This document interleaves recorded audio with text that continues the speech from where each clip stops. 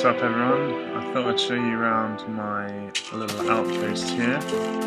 This is a Minecraft world I've created with my work colleagues, and as you can see I'm trying a couple of different types of farming techniques. As you all probably know, there's quite a lot of trouble involved in keeping animals in their pens. So here I've got a normal fence, but I've dug out too deep into the ground, and then the top layer is sticking out one block further than the layer below. So as you can see, that pig's going under, and that was really just to kind of stop them glitching over the top, because they can't sort of get in line with the fence. Of course, they can still stand on each other, and they do.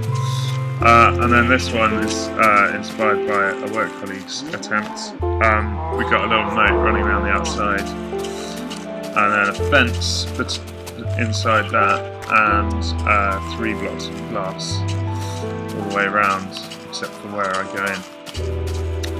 And that one seems to be quite good at keeping animals in. Anyway, I've planted lots of trees around the base. Obviously want to keep myself well supplied with wood, yeah, because I go through wood like it's getting out of fashion. And then let me show you inside. This is a sort of top area. Got some carpet, got some wheat growing, but it seems to grow quite well indoors with a bit of light. Pumpkin patch, obviously, a little bank of stoves for smelting and things. And then in my mushroom room, I'm trying to grow some mushrooms, but there seems to be a bit of a glitch in 1.2.5 where they don't seem to grow no matter how low the darkness is. I mean, I've blocked off this room completely from the light before and they're still not growing, so don't know what's up with that. I've seen a lot of comments online though.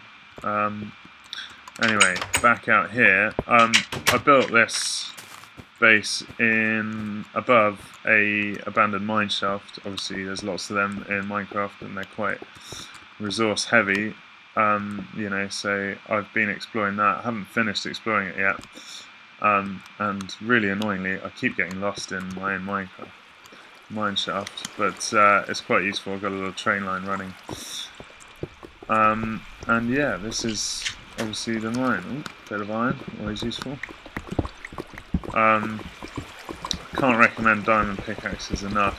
Like, they just last for so much longer than iron, and you know, for 3 diamonds, it's really not that much to ask. Yeah. Anyway, if I can get up here, bollocks, then we'll see the railway I've got running between mine and my colleague's castle, which, let's just face it, he's compensating for something. But yeah, it's a pretty awesome castle, which he's halfway through making. Let's go and have a look at it.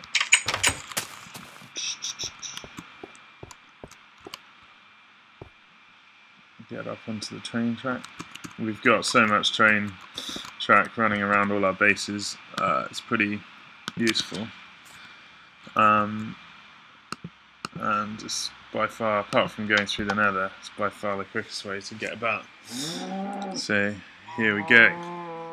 I was going along this the other day and there was a cow in the middle of the line, which was, obviously it makes you stop completely dead when you hit an animal, which is quite annoying. It'd be more useful if you killed the animal, but whatever. We've got redstone torches and powered rail every 16 blocks here, which seems to keep you going at fairly consistent speed. And then we've got light blocks every 8 blocks, which is quite useful. Again, because you don't really want monsters spawning on the railway. So yeah, unfortunately what it does mean is we find that we don't get many endermen spawning. It's a little railway cutting we've built, sort of bit of indulgence. Wanted something going through a rock cliff face. Ouch. And yeah, just get around here. we're coming up on the castle in a minute.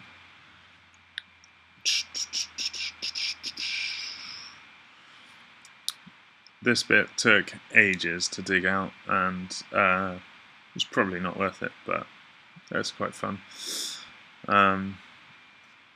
There's some pretty awe-inspiring train lines out there and roller coasters, and so we sort of were inspired to build one that was a bit more interesting than sort of going A to B. And as you can see, we've got a second line coming in here that goes off to another base, which is cool.